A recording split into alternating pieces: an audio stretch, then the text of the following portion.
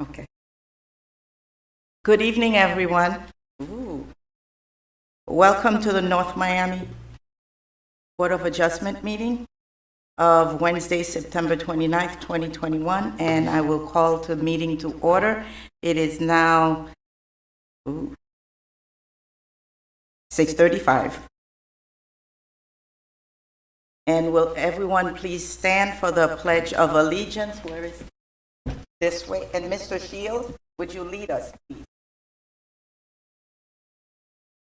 Allegiance to the flag, United States, to the republic.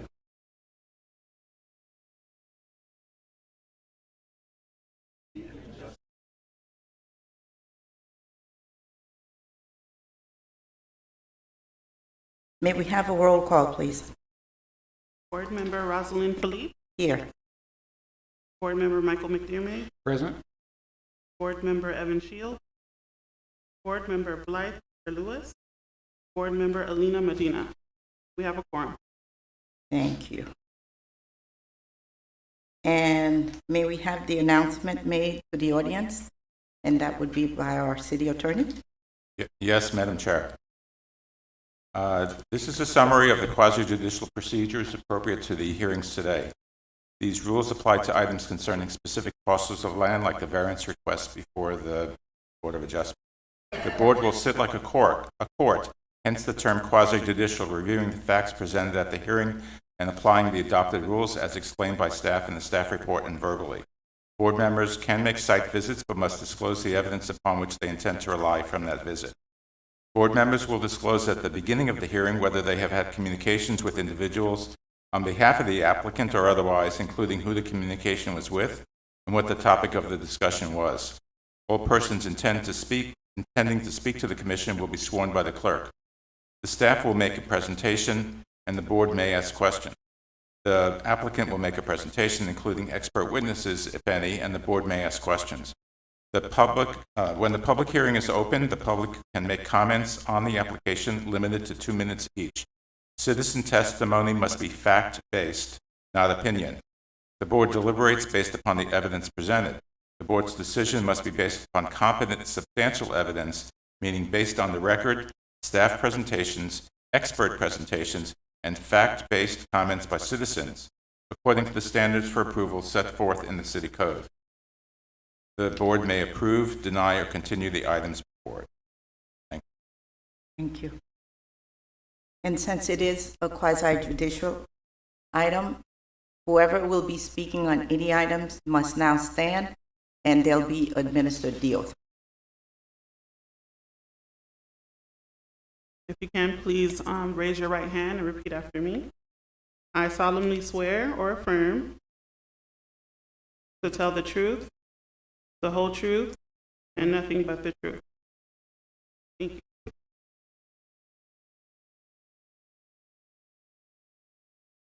Any amendments to the agenda? Good evening, Madam Chair. As you're aware, we have a limited time this evening on having quorum. We have one member who is only going to be able to avail themselves for an hour, and we have 5 items on the agenda. You may wish to attend to items that you believe we can get through quickly. Yes, if my colleagues agree, I do suggest that we bring all the items that I think will be a little bit more easier to just go through and leave the larger one, which is, I think, the one with the Johnsons in Wales. May it be the last one and just bring everything else up front because we can get those out of the way first. In agreement? Okay, do I need to get a motion on that, Mr. Yes, Attorney? you should do a motion. So moved. Second. Okay, all in favor? Aye. Aye. Any opposed? All right, so we will be moving with that way. Any communications? Any of my colleagues? Yes.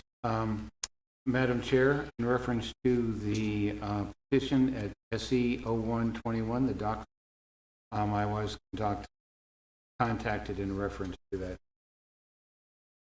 Okay.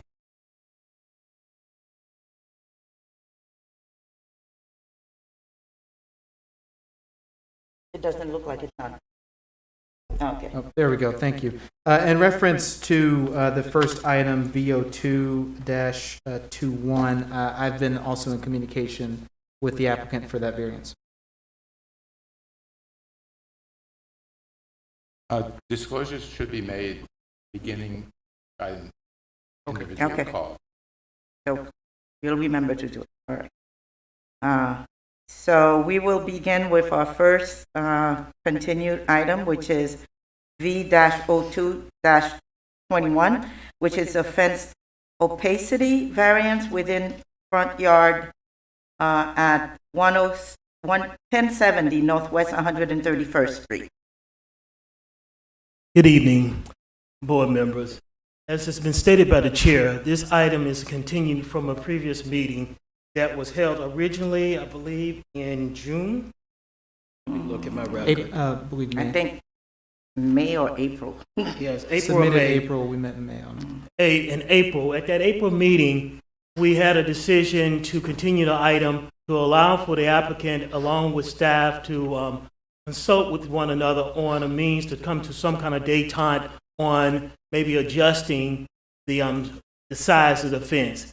When I say size, as this variance is specific to is opaquity, meaning the, how we want to call it, the solid nature of the fence.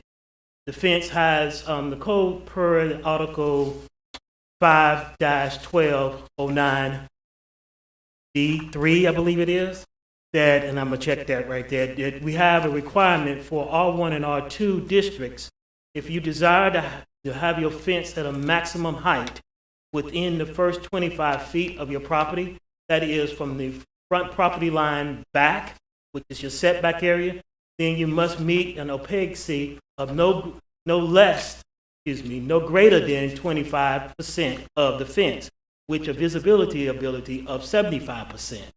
The applicant did not wish to do that, had submitted several revisions in an attempt to achieve that outcome.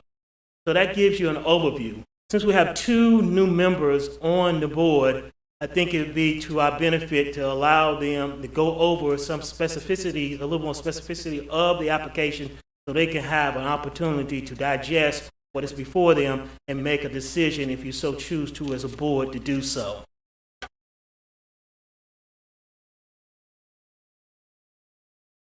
So it's been stated we have a variance before the board as it relates to Section 5-1209 K3 of the Land Development Regulations. As I stated earlier, this is dealing with fences in the front yard that is allowed for R1 and R2. For R1 and R2, if you want to be within the first 25 feet, you must have an opaquity of no greater than 25% and a visibility of 75%. As you can see here, the applicant is located on 1070 Northwest 131st Street, the area, and she's seeking to erect an aluminum fence approximately 5 feet tall, and she wished to deviate from the code with an opaquity of 38% and a visibility of 62%. This is an example of the fence that she has before. The fence that I've shown in the diagram gives you a little more thick of what her fence may look like upon erection and installation. So in the course of our review, you have 6 criteria that one must review to be able to approve a variance. That is, of that 6, you need to meet 4 of the criteria in doing so. When we went over this item in April, the applicant, per staff, did not meet all 4 of the 6 criteria. But what was really contingent upon the applicant's concern, and she would go into it a little bit deeper if she chose to, is that she took effort in and went out and investigated and went to our building department to search out other fences that had been installed in the city. And in her task in doing so, she's discovered 9 fences within her general vicinity in the west side of the city that deviated from the code that had permits. Now, when that was introduced to staff, staff did an investigation to find out what was the means that got these fences erected. Were they approved by staff or something, or were variances issued, something to that effect? Upon our investigation, what we discovered is that of those 9 fences, you either had people who erected the fence without the building permit, or they erected the fence and it did not match the plans that were on file. And you had one who just did it and didn't have a building permit at all. Of that, of all those fences, we had one that was reviewed by staff, approved by staff, that did not meet the code. Now, we understand within the city that these are not going to be the only examples that exist, that we have fences that deviate from that criteria of the code. Because it is what it is. People make mistakes. People introduce their items without going to building permits. So, in my opinion, the crutch of her concern about why she should get her fence is that we have these deviations existing in the city. The question is before the board, I believe, is that grounds enough to give somebody a variance? Per staff and per law, just because the city has made a mistake, we don't need to continue the mistake. In this instance, even though you had 9 that were submitted that really were not mistakes of the city, in other words, even in her examples, because we have deviations in the city, that's not grounds for the city to approve a fence, because you have those deviations out there that doesn't meet the code. And that is the crutch of our stand as the city. You can see, like I said, you have fences out there that deviate. Her deviation from the code, you can look at as not great. In some instances, it's 38%. The requirement is 25%. And she wished to do that, and she has means why she feels she should have this deviation. And I would leave it into the hands of the applicant to present her case. The recommendation of staff? To reiterate, the recommendation for staff was to deny the approval, the request.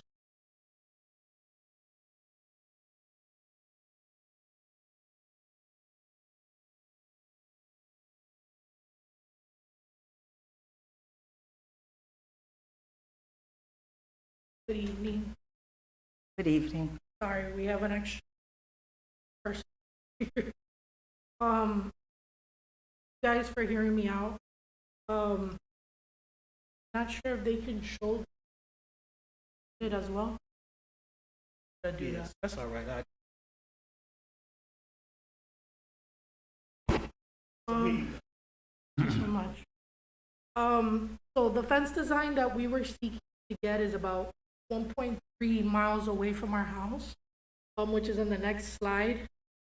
This is the exact fence design that we would like to get approved, just with a different color. But it's one of the fence that we also submitted to the city that was approved. The spaces between each bar is 2-inch space, which is about half an inch less than what the city would like us to have. As you can see in the picture, it provides clear visibility, which is what I was saying, that the city needs more visibility to be able to see through the front part of the yard. So in the next slide, my main reason behind it is when the baby was about 2 weeks old, we had a guy come to our house and refused to leave. It resulted in us ultimately having to call the cops and get a restraining order because he refused to leave. And that's not the first time that we have people just randomly come to our house. We live in a really busy street, and it's just us 3 with a little baby girl, and the only thing that we really want is to feel safe in our home. This is the first home that we purchased, and we chose to purchase it in the city of North Miami. We've made several updates to our home, and we chose to go with a fence design that makes us feel safe, but in the process also is aesthetically pleasing to our home. Along with that scenario, a few months after, we had some other guy come to our house and steal some package. This wasn't the first time that something like that happens. However, this guy turns out to be like a career criminal that has broken into homes with assault with a deadly weapon. He's currently still in jail and might be released within the next month, according to what I've been treated with. But this guy came to my home and stole from the door of my home. I'm a nurse. I come in and out of the house at all different times of the day. The only thing I want is to feel safe while I'm home, at whatever time of the day that I get home from work, from wherever I choose to. On Memorial Day weekend of this past year, which is a block and a half away from my house, the same guy that stole from my house that is still in jail right now, there was a homicide shooting a block and a half away from my house. And it was in the same house that they caught the guy that stole from my house. There's a lot of criminal activity around my house. I live in a really busy street. What I want is a fence, not creating a ladder for somebody to easily just run by and climb the fence. With a 75% visibility, despite sitting with an engineer and submitting several different plans, there's only so much you can work with 25% material. It's the math. You can put the pieces together in 1,000 different ways, you're still gonna have 75% of opening, which is an easy ladder for somebody to. With the fence design that I chose, it makes it more difficult for somebody to stick their foot in the fence.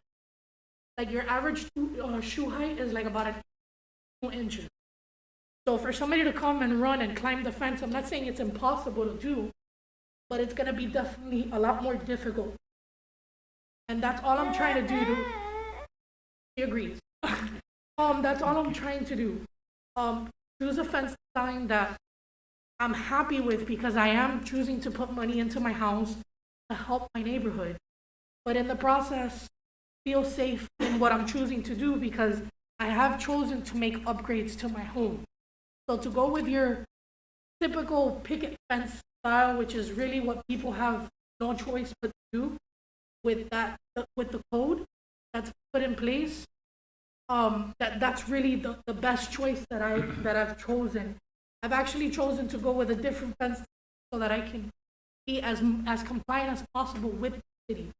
I still fall short about 12% if I'm not mistaken. But I just don't want anybody falling in my yard and it creating a liability in my house or in the city just because they're trying to get through to my property. And that's pretty much it for me. I'm gonna.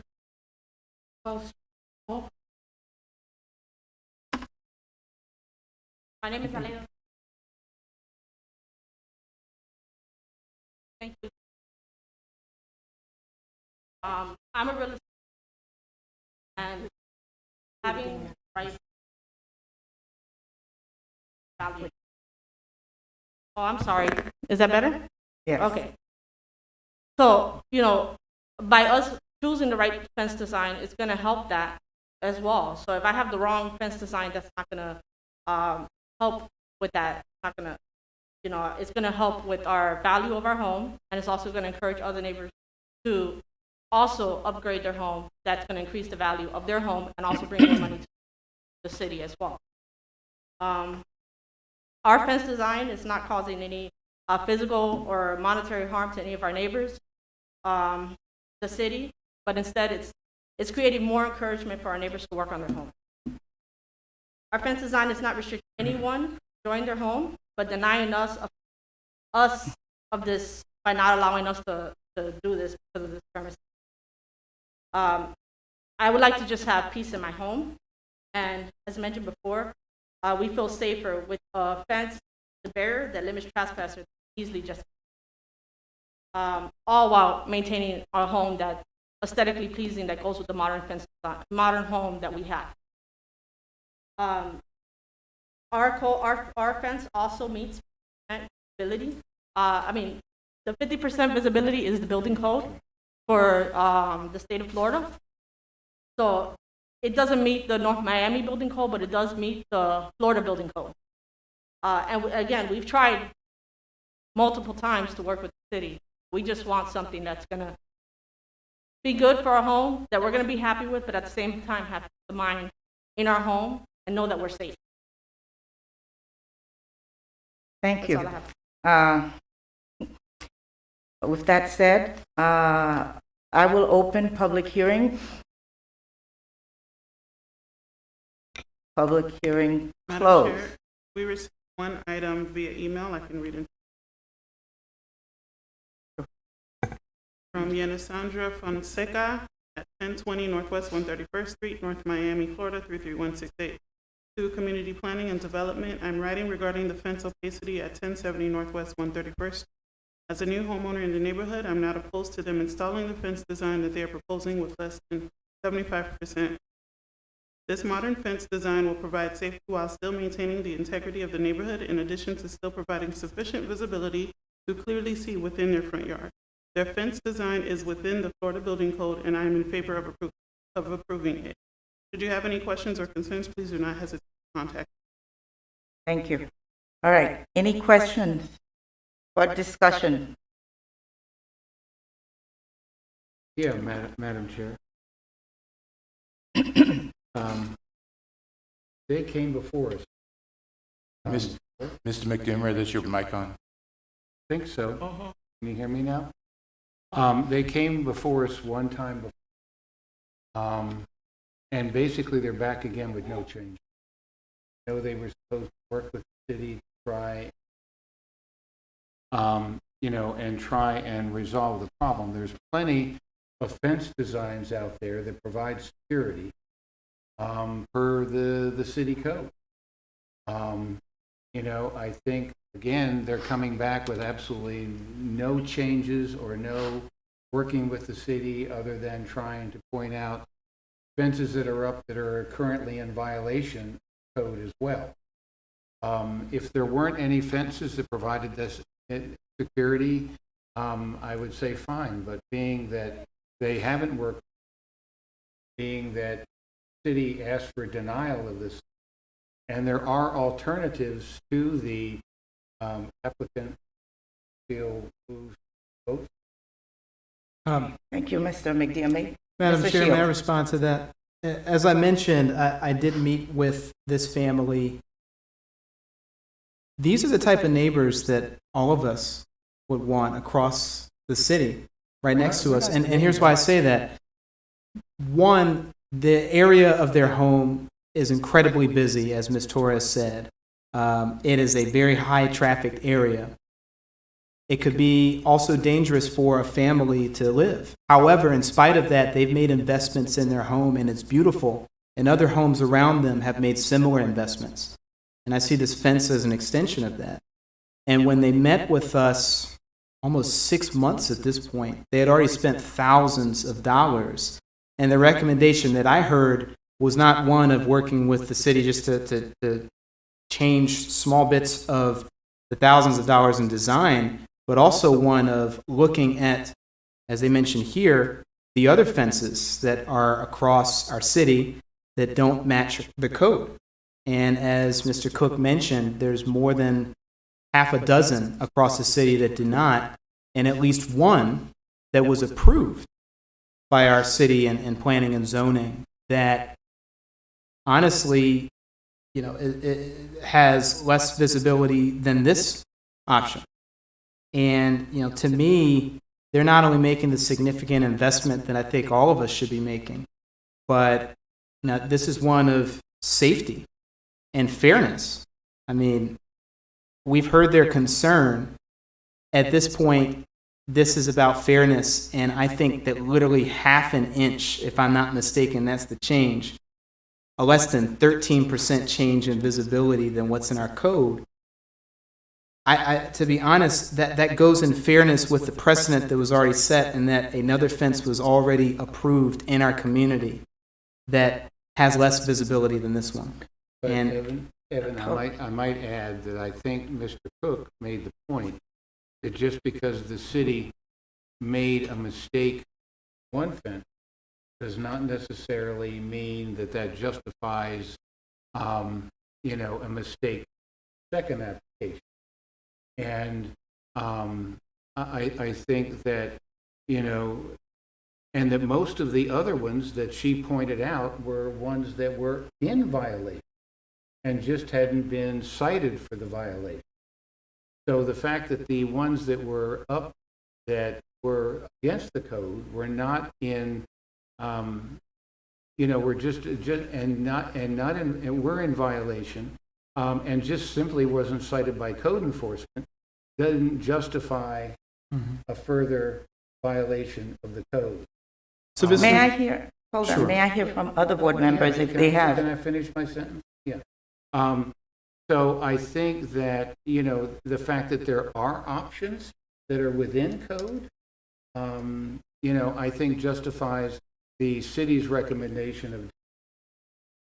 Madam Chair, forgive me, I need to make a clarification on what staff recommendation was originally. Our original recommendation was that we were unable to provide positive recommendation at this time, leaving it in board's hands to make. Yeah, it's- My apologies, I have mischaracterized what our original recommendation. I'll honor the chair's recommendation that other members from the board speak. You okay? Yes, press the button. Right. Good evening. Can you hear me now? Yes. I think just hearing everything and having reviewed all the materials, what it comes down to is just a factor of reasonable judgment. And I tend to agree with Mr. Shields that given the sort of advantages and or benefits that are achieved for this family, far outweigh, a 13% deviation from what the code may say. So that's my 5 cents. Okay. And I will say, like I said almost 6 months ago, I've been on this board too long. We had a period where almost every month, because we're meeting monthly, we had an issue with fence. And we realized that our code enforcement, our code had to be reviewed, which is what the city did, and changes were made. As I said back then, these type of fences, I see them popping up everywhere. That's how people are going to these days. No longer those wooden fence, no longer those wrought iron fences. These are the fences that people want. So I will put it back on our city to do the due diligence and look at the changes in terms of architecture and all these things that are coming out as it relates to homes. I do tend to agree with what Mr. Shields says. Let me tell you, just in my little block around the radius, I've got about 3 or 4 of them. So, if no other discussion, let someone make a motion so we can move on. I'll entertain a motion. I move to support the variance as stated I in second. favor of Ms. Torres and her family. Okay, moved by Mr. Shield and seconded Seconded by, Like, last name, please? Pierre Lewis, I'm sorry. Pierre Louis. Ms. Pierre Louis. Okay. All right, roll call. Madam Chair, how do you vote? Yes. Board Member Michael McDermott, how do you vote? No. Board Member Evan Schultz, how do you vote? Yes. Board Member Pierre Lewis, how do you vote? Yes. Board Member Medina, can you use your mic?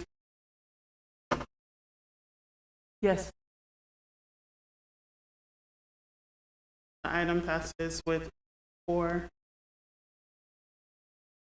Madam Chair, city requests that, as part of the board's recommendation, that you specify which of the variance criteria is being overturned in support of issuance of the variance. As staff stated in the report, it is required that 4 of the criteria support the basis for the issuance of the variance.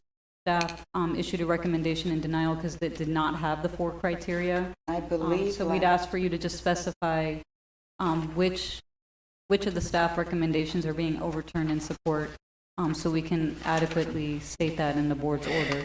Okay. Madam Chair. Who made the motion? I did. Okay. Um, I believe Mr. Harold had a. Yeah, I can recommendation. suggest that item number 2, unusual circumstances or conditions necessitating the variance requests are present in the neighborhood and not unique to the property. Possibly the crime that the property owner experienced, area is experiencing, even though she's target of it, that may be something. Saying yes as that.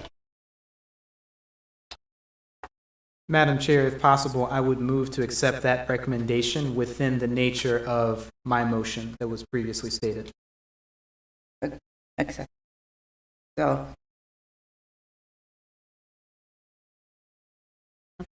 All right, thank you. Madam Chair, may I be recognized? Next item. I'm sorry, we're done with this item. So it's actually on the setting of the agenda. The only reason I'm asking to be recognized is because I represent the JW site, which was set for the end, and we have a recommendation of approval, and my presentation is not going to be longer than 3 minutes. So it's actually a very simple application. It's not. I'm sorry, but we already voted to take it out of order, so we'll move quickly. The last point, and my apologies, is that we have bonds that are coming in, and if we're not heard tonight, it's going to substantially No, impact you're our going to be ability- heard. The bonds. All right. Thank you, sir. V-04-21, variance to the required dock and boat lift projection into Biscayne Bay, 2100 Northeast 121st Road. And may I just say, when applicants come in to make their presentation, if you have someone who's basically going to say the same thing, for the sake of time, can we just allow one person to make that presentation? Madam Chair, we also might want to consider putting a time limit. Yes, Presentations. thank you. Which we didn't have before. So we'll keep it with 2 minutes. This is for me. My apologies, Madam Chair. Board, as it's been stated, we have a variance before us as it relates to a dock and a boat lift. In a nutshell, what we have here in the code, we have that you're allowed to project your dock into the Biscayne Bay 15 feet, and with a boat lift up to 35 feet. The applicant, because of unique nature to his property and the waterfront, needs to extend the dock beyond those parameters. Specifically, the dock 50 feet and an additional 18 plus feet for the boat lift, with a deviation request of 39 feet. Again, as I stated in the previous situation, we have 6 criteria that we must review as it relates to variance. And of those 6, we need to have 4 of them that the applicant needs to meet, so staff will be able to recommend approval.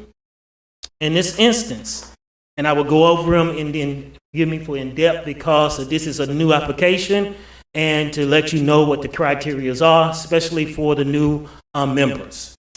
So, as has been stated, we have this variance. The first criteria that one needs to meet is a special condition and circumstances exist which are particular to the land, structure, or building involved, and which are not applicable to other land, structure, and buildings in the same zoning district. So, with that in mind, the staff said no. Staff said we find that the special conditions or circumstances particular to this property or which do not apply to other houses and locations in the area is not unique in this situation. Number two, the unusual circumstances and conditions necessitate the variance request are present in the neighborhood and are not unique to the property. Yes to this. The subject property is located adjacent to Biscayne Bay Aqua Preserve.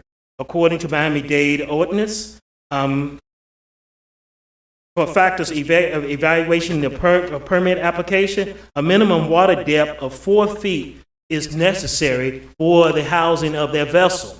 And as it relates to this property, when you're at the current location of their dock, they do not meet that 4 feet standard to be able to weigh their boat. So because of the Durham, which is the Department of Environmental Resource and Management for the county, says that they need to extend their dock out further to be able to meet that criteria of that 4 feet depth. In doing so, they need to extend their dock further than what the code allows. That the request, number three, that the requested variance maintains the basic intent and purpose of the subject regulations, particular to its effect and stability and appearance of the city. In this instance, we say yes. The intent and purpose of the subject regulations are to protect and enhance the existing natural water bodies in the city. According to Objectives 5C1 of the Comprehensive Plan, the city shall coordinate closely with the Biscayne Bay Management Committee, the Miami-Dade County Department of Environmental Resource Management, and other particular agencies and regulatory agencies to maintain and improve the estuary environment quality and protect and preserve and conserve the enhanced the coastal resources, including coastal wetlands, living marine resources, and wildlife. So that depth is needed to protect what they have as the seagrass and other things that are in the water, so that so that the boat will not be scraping the bottom and causing damage to the estuary and to the boat. So thus, that's why we believe this is in accordance with the land development regulations.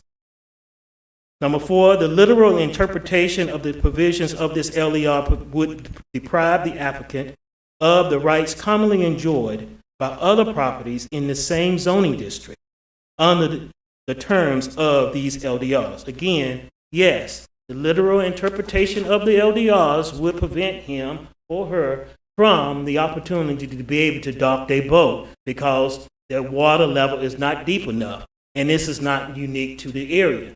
So potentially we could have other applications come in that would need this deviation because they need to meet this depth regulation. So this is not unique to him, and for the strict interpretation, of the LDRs would deprive this applicant of their ability to be able to house their boat in the water. Yes, Mr. So, Madam Chair, in the interest of time, I don't think there's a legal obligation for the staff to No. verbally present the report as long as it's record. So unless there's a particular point staff wants to make, I suggest on. Very well. Thank you, Mr. Hill. So with that in mind, staff, according to our review of the item, staff is recommending approval of this item based on the Durham recommendation that they need to extend the boat out to 69 feet and to protect the grassland and the estuary of the area. Thank you for your time. Thank you. Is the applicant here? Good evening, Madam Chairman and board members. Thank you for being here this evening. My name is Kevin Burns, representing the owner who is in the audience, and also our legal attorney is also here. In a nutshell, the homeowner was just wanted to renovate and replace their lift. They went to Durham, and Durham says, no, we have this whole new criteria for Miami, through Miami-Dade County and in the Bay, and we want you to go further out. The dock that they have existing goes out 35 feet, legally permitted. Then he has the lift that was on top of it. He wants to replace the lift because it was old. He needs to put a new one. Durham says, no, we want you to remove your dock. We want you to extend it further out into the water and then add the new lift. It added tremendous cost to the homeowners. They were not planning on doing this, but to get approval, Durham says this is what you have to do. This is coming more and more. Anybody who's on the bay is going to do it. I spoke with the zoning director, Tanya, and they are going to, according to her, maybe come back and present it as a citywide issue for houses that are on the bay. But we are here just for our small little dock that we need to get done. They started over a year and a half ago with Durham, thinking it was very simple process to replace an existing lift, add some modifications to the existing permitted dock, and Durham came back and said, no, we have these new criteria. At this time, I mean, we have a big slide presentation, but that's in the nutshell. The attorney would like to say a couple words on behalf of what Durham was requiring us. Thank you. Good evening, Ian DeMello from the law firm Shubin Bass, 46 Southwest 1st Street in Miami. I'll be very short. The staff's done a wonderful job. Everything's in the record, all the evidence and support. Really, this comes down to a Durham legal requirement. Your code also requires the city to regulate docks in accordance with Durham's laws. And it also has a variance contemplated in your LDRs for this type of thing, where there's approval from the county, the government, and that approval requires a deviation from your standards. We also have, we did some outreach with the neighbors. We had over 28 letters of support that we submitted as part of the record. So we've gone around and we've done our due diligence here. And just that being said, and based on the record and everything that's in it and the staff report, we're requesting approval. Thank you. Thank you. Anyone for or against? Public hearing? Quickly, Chief.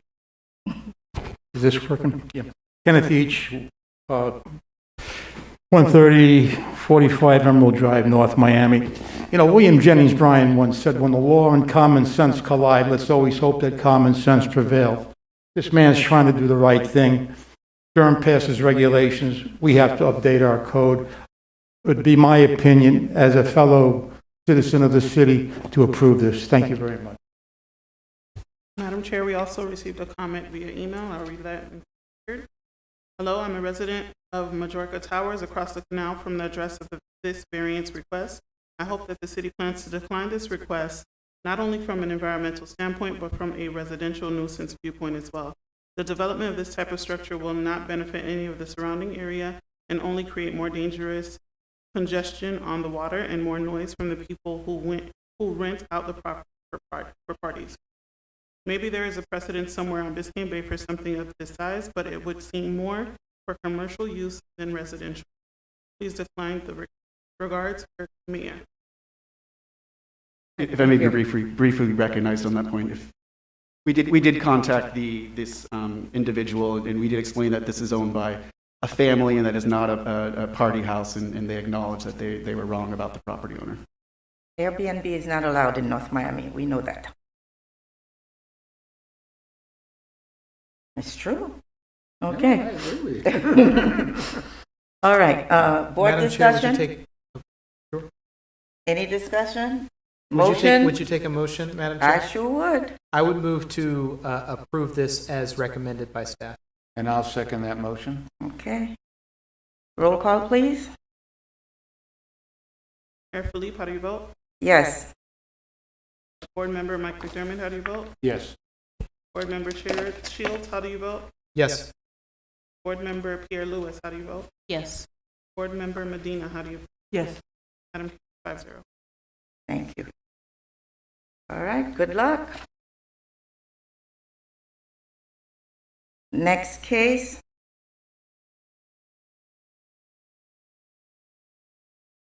V-07-21. Minimum distance from Variance, 711 Northeast 125th Street. Did I skip? Oh, I'm sorry. It should be 655. Yeah. V-06-21. Setback variance, 655 Northwest 128th Street. Brief presentation. Thank you, Madam Chair. This is a variance to read into record, the variance, and then there's a quick overview. A variance to Article 4, Division 2, Section 4203 of the Chapter 29 of the City of North Miami's Code of Ordinance Land Development Regulations, LDRs, to allow a reduction from the required side setback of 10 feet to a proposed setback of 0 feet on the property located at 655 Northwest 128th Street in the C1 district. The said variance is to be reviewed by the Board of Adjustment under criteria 3 of Article 3, Division 6, 3-606. So what we have here, we have an existing building which is about, I can't remember the size of it, but it's an existing building that has a setback of 0. It's a non-conforming building, and they desire to enlarge the building by approximately 9,000 square feet, if I recall correctly, give or take a few square feet. And they want to maintain that side setback on the property.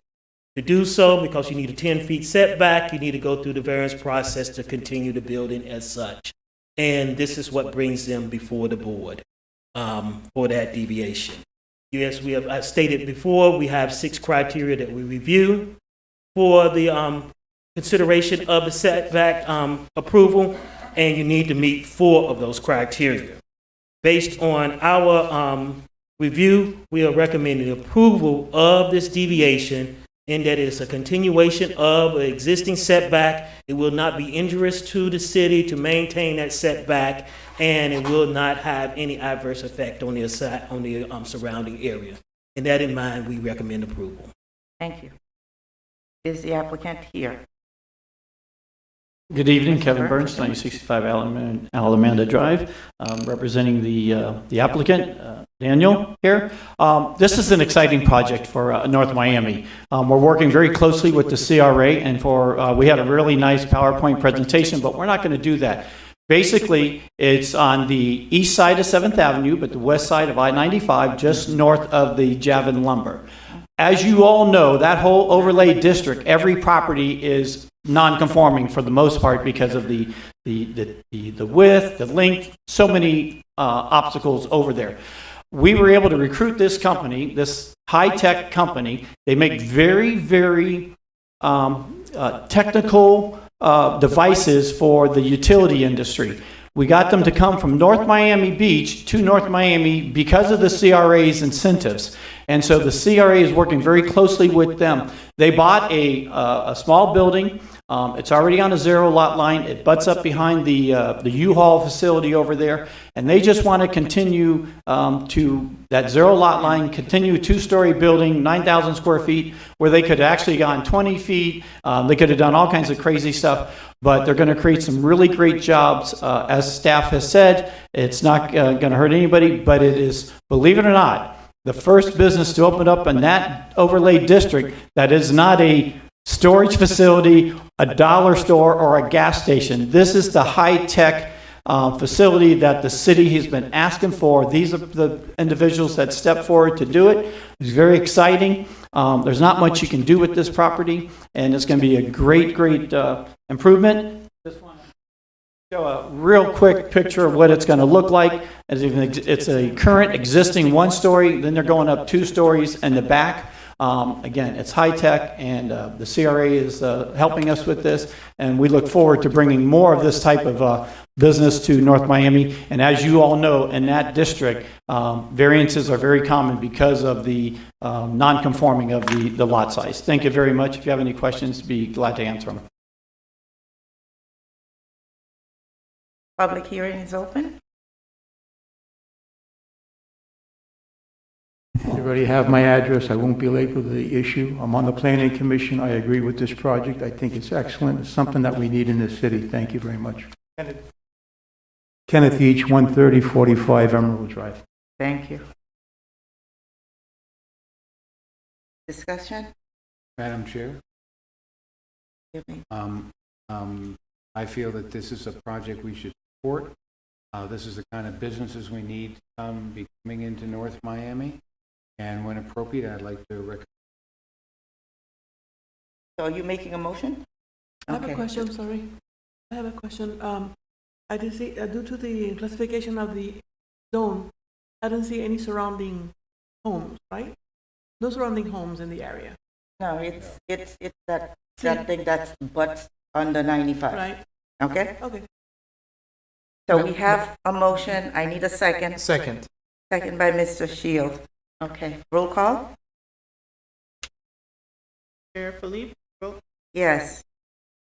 Board Member McDermott, how do you vote? Yes. Board Member Shields, how do you vote? Yes. Board Member Pierre Lewis, how do you vote? Yes. Board Member Medina, how do you vote? Yes. Motion carries 5. Thank you. Good luck with your project. Okay, quickly, V-07-21, I'm on a roll here. Minimum distance from Variance, 711 Northeast 125th Street. Good evening, board members. As stated, this is a variance for distance separation. The applicant is proposing a wine boutique lounge, and within our code, you have a distance separation requirement from certain uses when you sell alcohol beverages, and you're not a restaurant. And those distance separations are from schools, religious institutions, park and recreational uses, and from similar uses. And then this project is located in our central business district. And you are fully aware, even more so than I am, the orientation of the downtown area and the variety of uses that exist there. And for an individual to be able to house such a use there, it would be impossible to meet the distance separations, which is 1,500 feet, 2,500 feet, for the different uses that they need to meet. So when she came to us, I advised of the situation that she would need a variance. And as the staff report states, and it gives the specificity of the different distance separations that they need to meet for different ones, because you have a religious institution that is not too far from, I think it's about 700 feet deviation that you would need from there. You know you have a school that is nearby there as well. You know you have residential that is immediately to the south, to the north of the property. You're not going to meet those definite. And she sits right next door to the park, which has the beautiful mural that we have in the city. So you can't not meet that distance separations for that. So this is a hardship on the normal situations, and let me go into that if I may briefly, if I could, because I tried to get her to the 4, but one of the 4 that usually that you get, which is this situation unique to her. You can't say it's unique because everybody who's in the C3 who would want to do this is saddled with this requirement, and they wouldn't be able to meet it. So, thus, anybody who want to do it, you have to give them, they have to come in and get a variance. So it's across the board. I don't know if it was something that we intentionally desired to have happen or unintentionally it just transpired. You know, the make of our physical environment with the residential and other uses all nestled together in this part of the city. I think it's just a coincidence that this is where we are. Because of that, and we weren't able to meet the 4 of the 6, staff was not able to give a positive recommendation, but leave it in your hands to look at the circumstances that has been presented and see if a deviation is worthwhile here. If you would desire for me to go into any more specifics, I'm more than happy to do so. Good. Okay. Is the applicant here?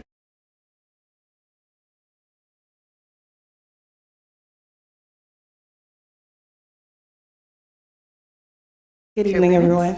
Good evening. Okay. How many of you guys are wine drinkers? Can you state your name and address for the record, please? Oh, Cassandra Sinius, I'm sorry. My resident, this is 711 Northeast 125th Street, North Miami. Can I go? Okay. So how many of you guys are wine drinkers? After a long day of work, having wine, is definitely I would say, a universal language. So when I started this project, I used to do a lot of networking events. Actually, I've done some networking events here in the city. And, one of the things, like I mentioned before, is one of the things that people do like to have, when they're having fruitful conversation, is a glass of wine.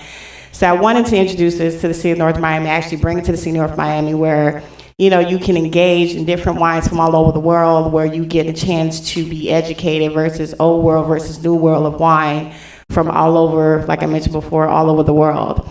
In my particular space, like Mr. Cook mentioned, there were, several, violations that I was pretty much not fully aware of. So far, since being in the space and pretty much doing certain renovations, I've gotten a lot of attraction for the city where, literally just about every day, everyone's asking, when we'll be opening. They definitely want to come. It's definitely a tourist attraction. Even the neighbors in the neighborhood actually wants this to come to light. I've also received the beautification grant as well, too, for this project as well, too. There's murals from the moment that you enter all the way into the restroom aspect. So not only it's going to be a place where you can engage, and have a nice, wine, but it's also a place where there's going to be art, where different artists, like we've had Serge Toussaint, where he's actually done a mural there. We have another artist by the name of Samara as well that's done, murals there throughout the place. It's a really nice place, definitely something that I definitely want to kind of continue, and hopefully you guys will be in agreement to kind of help me get there. Even Art Walk, I think that's coming up, they actually want to feature my place there as well too, to be part of the festivities that are going on. So there's definitely a lot of positive things that are going to happen, once and if I'm able to continue and facilitate this project. I did do a mini PowerPoint presentation just to show you just what it looks like for the time being. Am I done? That's the time. Oh, okay. Oh, sorry. No, but we get. You get it? Okay. Do I sit down or? You may sit, and I will open public hearing. Okay, thank you. Thank you. Anyone? Okay. Public hearing is closed. Board discussion. Ms. Medina? I have a question. What other, there's no similar business like this one in the area. There's other business that sell alcohol in the area? Not so close. I think in that area, we do have Mocha Cafe. Those are We do restaurants. have Those are restaurants. That's Luna classified as Star. a restaurant. And what about Luna Star, which is in the same block, isn't it? Right across the street. Luna Star Cafe, they sell beer and wine. Yeah, but they've been there forever. Well, This is a new one coming in. Luna Star, yeah. It's a restaurant. Yeah, Really? You think? yeah. And Billy's It's Pub? billed as a restaurant.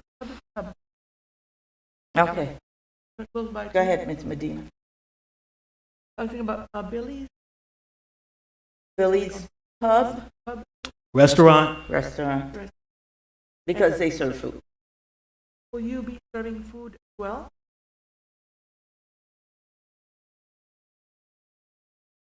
Can you speak into the mic, please? It's going to be catered in, so light, appetizers, a couple signature salads, your cheese, things that are like I mentioned before, that are very, very light, but catered in. But the premise of it is to educate people on the history of wine and also the art that also in there, and also to network and have people come together to learn about the arts and the wines, versus old world versus new world. It's totally different from the places that you mentioned. The thing is education, and it's definitely something for us adult folks, of course, to kind of come in and then enjoy something that's just specifically designed the way the concept of how I did it for people who enjoy and learning the culture. Go I ahead. have a question. Are you renting the property, leasing the property? Yes, I am. Okay, and you've already put in the work and I did, unfortunately. and receive a beautification grant. Yes, ma'am. And like I said, everyone who's coming, they've fallen in love with the place. Definitely would be, a tourist attraction. Even people in the neighborhood have actually come in and asked, when is this going to happen? All right, thank you. I have a question for Mr. Cook. I know we're talking about distancing from educational and religious. I'm trying to think. I know the JVC or JVS, the Jewish educational program is on that block. But I don't know of any other educational facility, and do we have a church on that block? Well, based on my investigation, I'm showing that they have a school about 700 feet, park, excuse me, they have a religious institution about 700 feet, a school 500 feet, park, which is 0 feet, and they have residential 650 feet. Yeah, Derek, most of those schools, though, aren't they educational? They're not schools with children. They're actually adults, training facility. I think there's a beauty school that we approved some time back. I guess you One don't of the specify it schools in that the I code. saw was Monastery School, which is close by. Oh, really? Yep. 700 feet? The To Montessori, southwest. Oh, yes. the To the Montessori at southwest. that end. To the Okay. southwest. But this space is right on 150. It is. It's right on 125th. Mhm. Any other board discussion? Mr. Shields, looks like you have something to say. No, Ms. Pierre-Louis? I'm in support. Okay, so are we ready for make a motion? Yeah, I'll make a motion. I'm sorry. I apologize. I didn't mean to cut you off. No. Oh, You okay?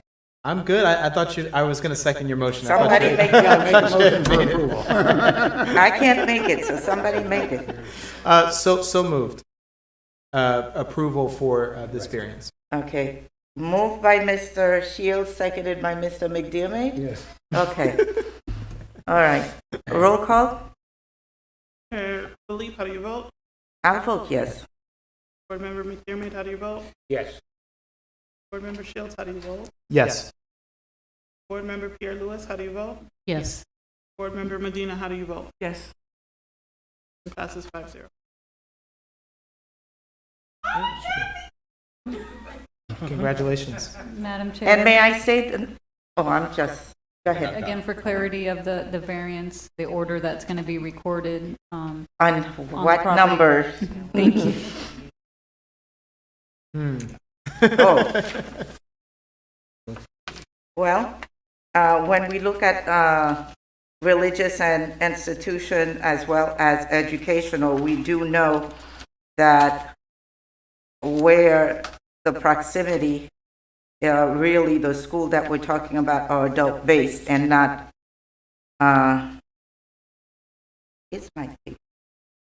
But you're the maker of the motion, go ahead. Does staff have a recommendation in this regard? Based on that. What do you think about the, gosh, that's where I went. Personally, I think the one we can consider, and I consult to Mr. Hale, is the one about the unique situation because it's just, it would be unique if it wasn't for the fact it would impact anybody who gets in the C3 area in that location. I was thinking it was, That's my, so I wanted to clarify, Ken, is this establishment only for consumption on the premises, or are you? yes. Yeah. Can you state that on the record? We can make that a condition.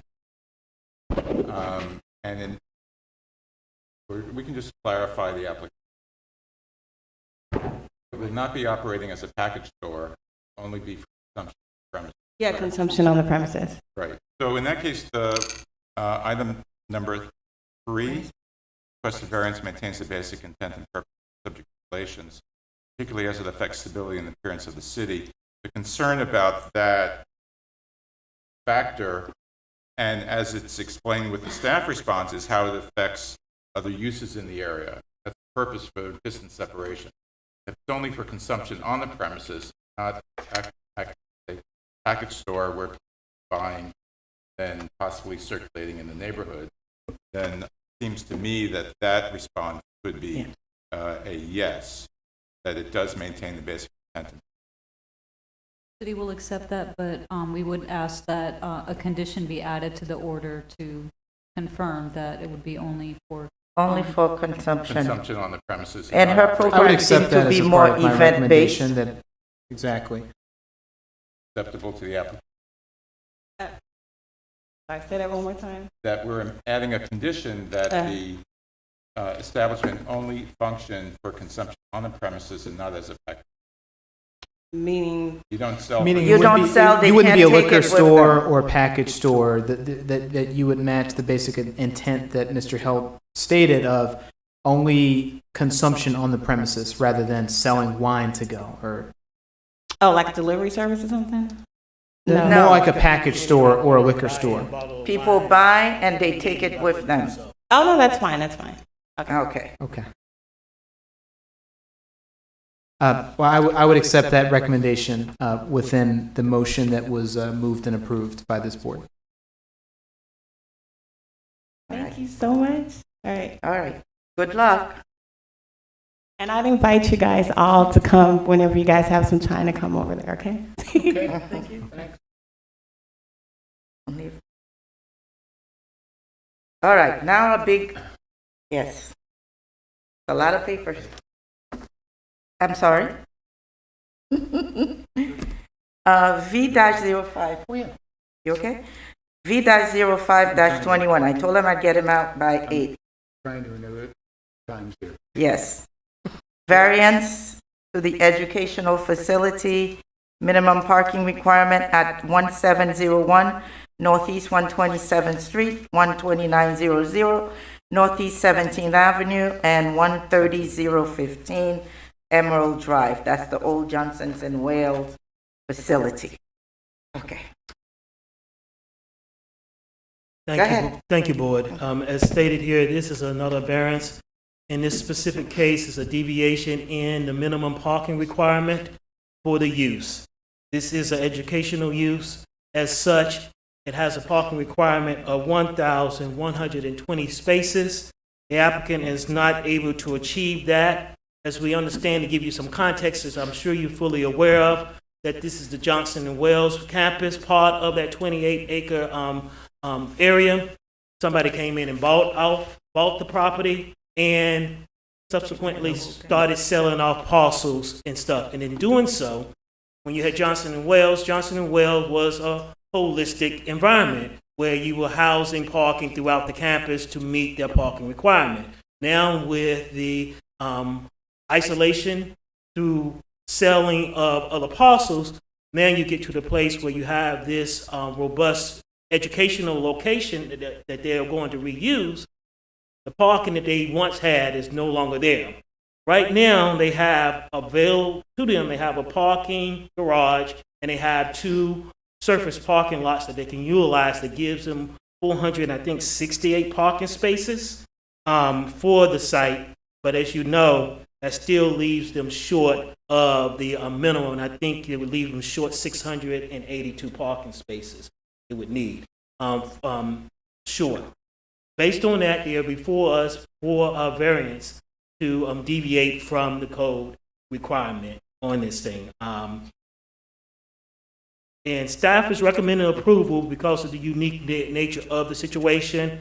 I've had conversation with CAF staff members and with the applicant, and very early on that we had concerns about this deviation and what steps they could utilize to help mitigate that. And at this time, because of the wholesale selling off of parcels, it really is not a mechanism available, which is off-site parking agreement and stuff like that at this stage that they can utilize, because everybody we have coming in, give me for this commentary, are looking to develop the land once they get the zoning that they can, is not to develop it as a parking lot.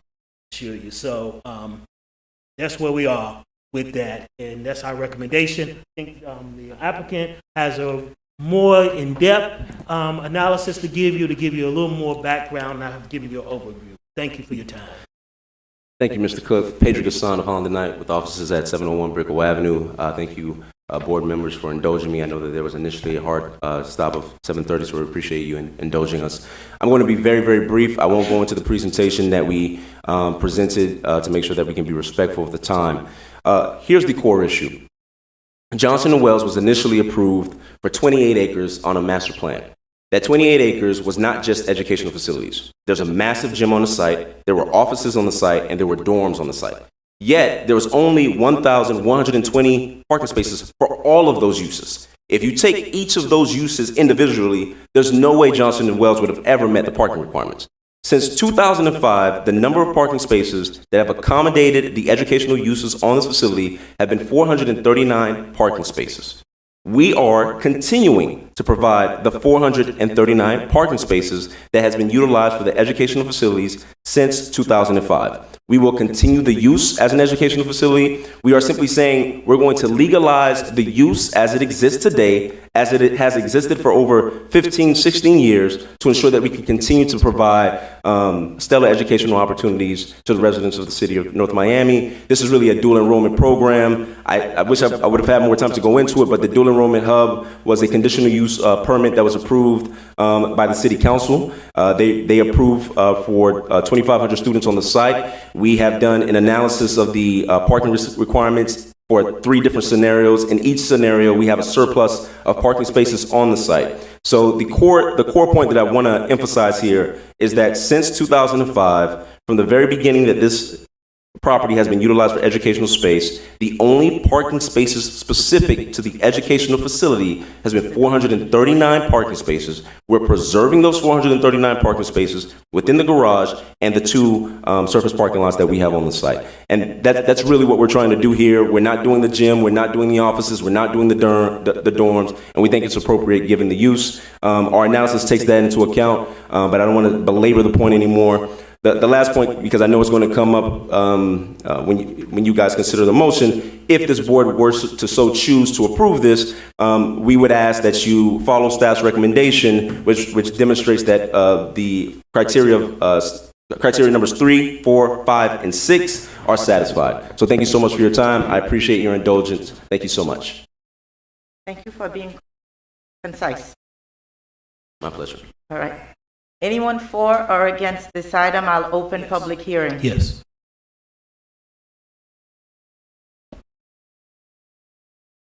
Kenneth Each, 13045 Emerald Drive, North Miami, Florida, 33181. I lived on that street now, since around 1972. I own 3 properties there. I've seen 2 institutions come and go, North Miami General Hospital, Johnson & Wales. What council said is very true. Those parking spaces have been there. And the other day, I remember, let me back up. I remember that building sitting vacant for years before Johnson & Wales took it when North Miami General closed down. We don't want that to happen again. The other day, it was such a pleasure to hear the little ones that are going to that school out there laughing, jovial, so forth and so on.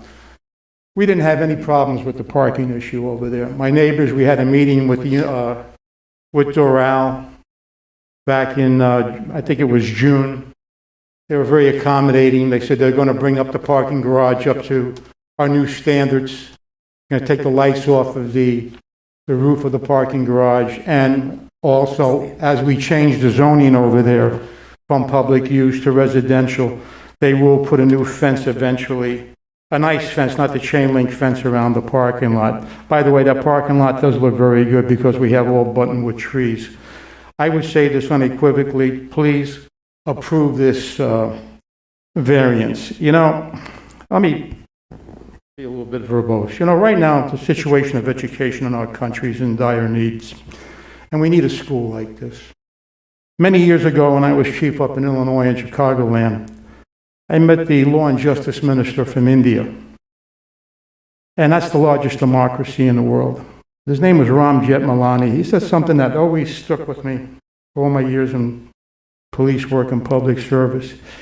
He said, democracy without education is hypocrisy.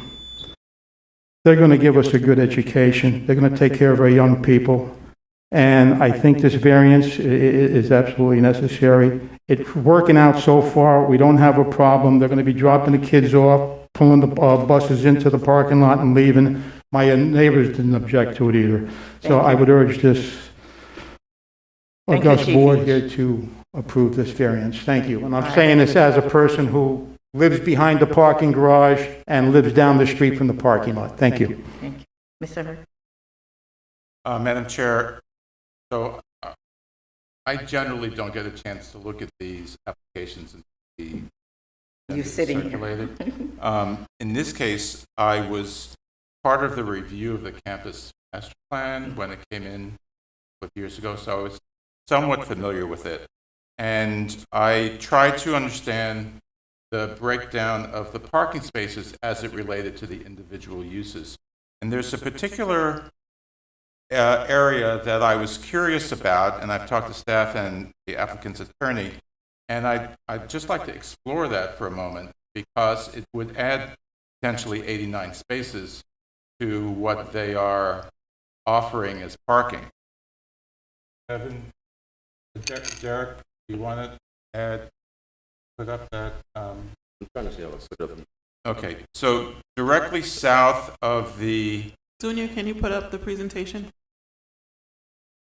directly south of the Publix building and east of the main educational structure is an oval parking lot with sort of with a tail on the right side of it.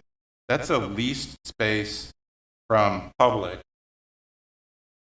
If can you all It's like tell that which space I'm dead-end talking area. about?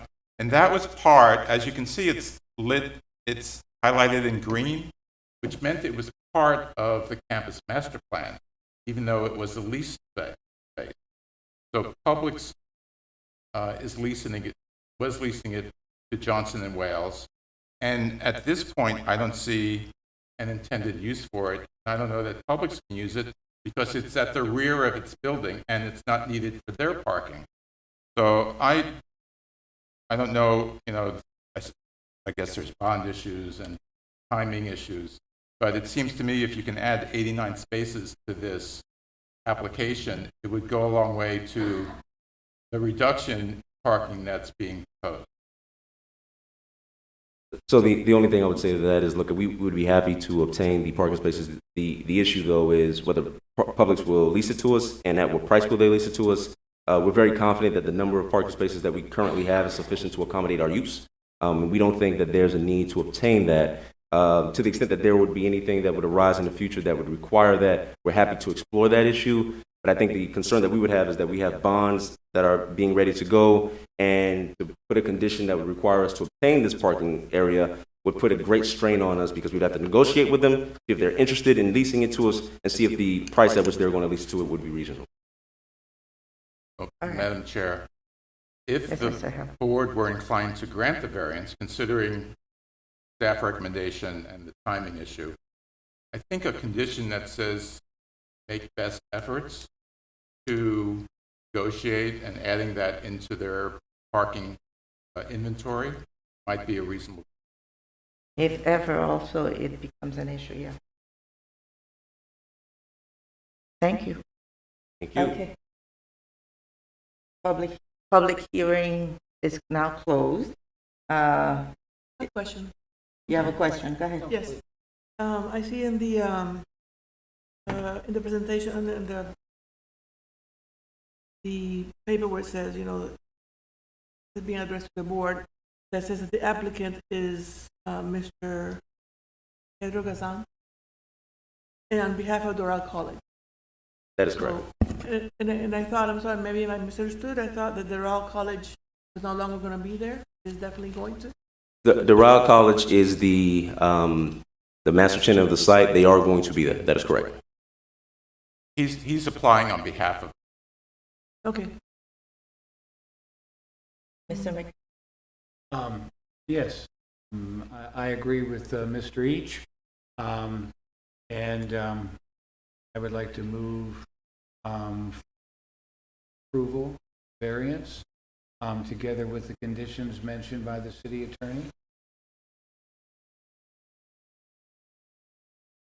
I'm sorry. Recommendations by the board attorney. will accept the recommendation if staff is so inclined. We accept the recommendation for, Excuse me, I'm so sorry for interrupting. Doral College already has a lease or is already in business? Or Yes, that is correct. you're already operating? Doral College is at the site. Doral College is the master lessor of the site. There is a K through 2 charter school at the site under the Doral College lease. So the idea of the site is going to be that Doral College is going to provide dual enrollment courses as the school accommodates more students at the site. Oh, my pleasure. It's my pleasure. Mr. McDear made a motion to approve. Do we have a second? We'll second if you have Can I discussion. No, I just have a question. So- Well, as procedure-wise, the motion is on the floor, so let's get a second and then we can continue with discussion. I second the motion. Okay, thank you, Mr. Shields. Now, Ms. Pialou.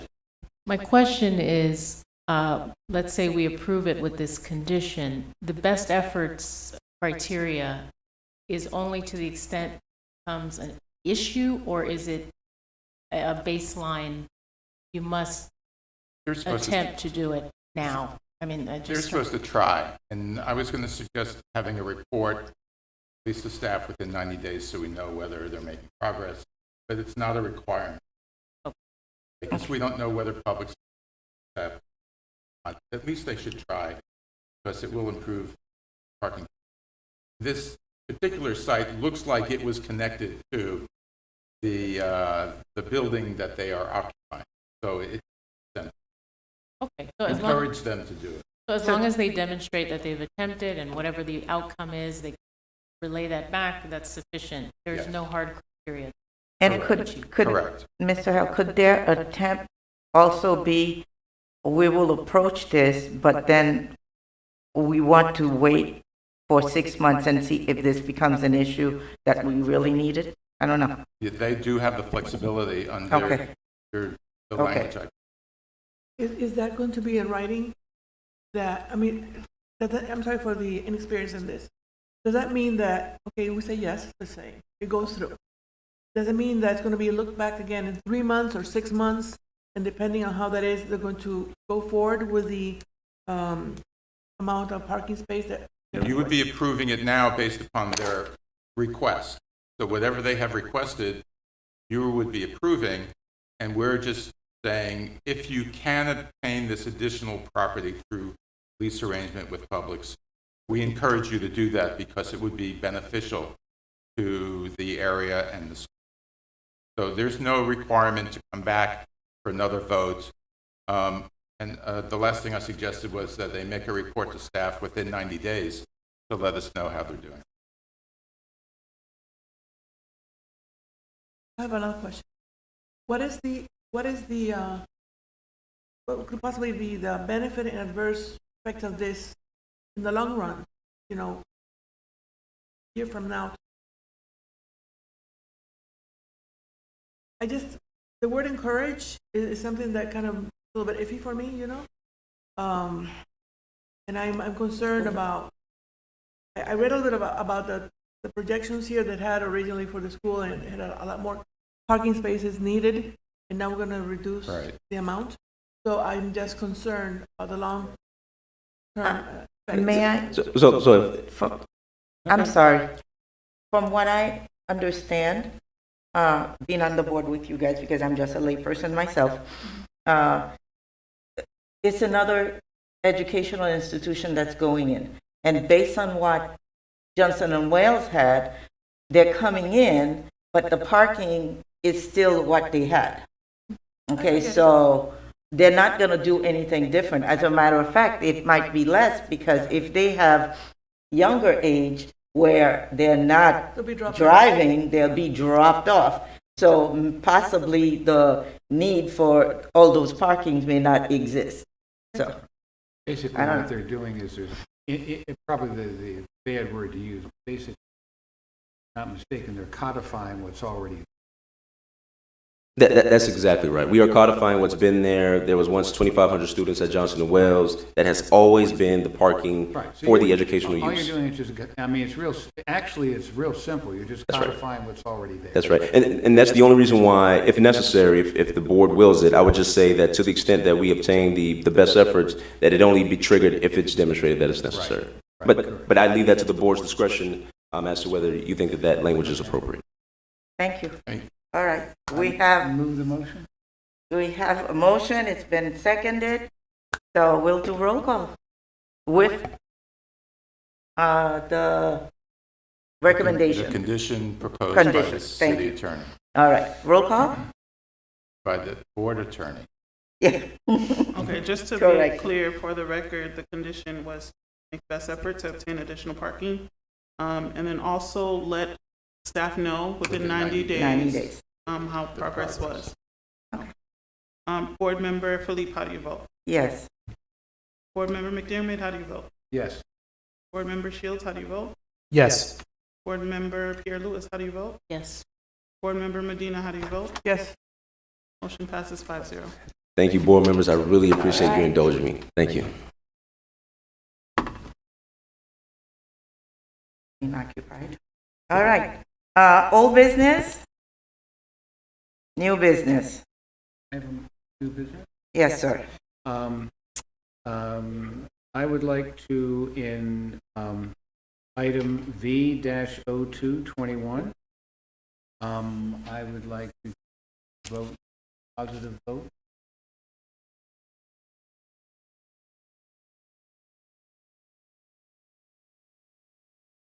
Noted. Yeah? I got you on time. Yeah, 8:05. Okay, so a motion to adjourn? so move. Second? Second. All right, all in favor? Aye. Well, that's too bad, you'll be here by yourself. 2 p.m.